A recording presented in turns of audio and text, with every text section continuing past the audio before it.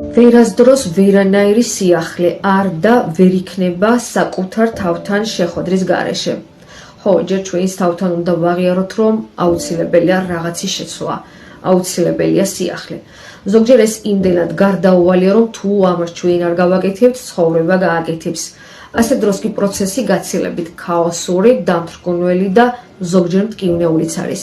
ამიტომ დავიწყოთ საკუთარ თავთან მოლაპარაკება, დავიწყოთ იმის აღიარება, რომ ცვლილება გვჭირდება. მოვალაპარაკოთ საკუთარ ფსიქიკას, გონებას, ტვინს, რომ სიახლე არ არის საფრთხე, რომ ისევ ყველაფერი ჩვენი კონტროლის ქვეშ რჩება და რომ ისევ დაცული ვართ. ჯერ საკუთარი განპირობებული გონებისგან უნდა გავთავისუფლდეთ.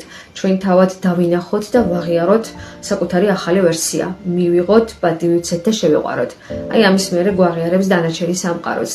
ჯერ ჩვენივე განპირობებული გონებისგან, შემდგომ კი საზოგადოების წნეხისგან გავთავისუფლდეთ. მავნეჩვევებისგან, ზოგჯერ არასასარგებლო და არასაჭირო ტრადიციებისგანაც.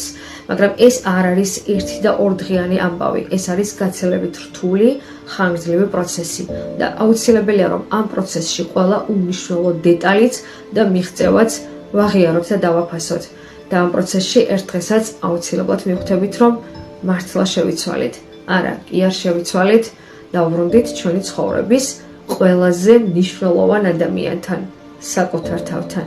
და ეს დაბრუნება ყველაზე ღირებული, მნიშვნელოვანი და ძვირფასი რამ არის, რისი გაკეთებაც ამ ცხოვრებაში საკუთარი თავისთვის შეგვიძლია.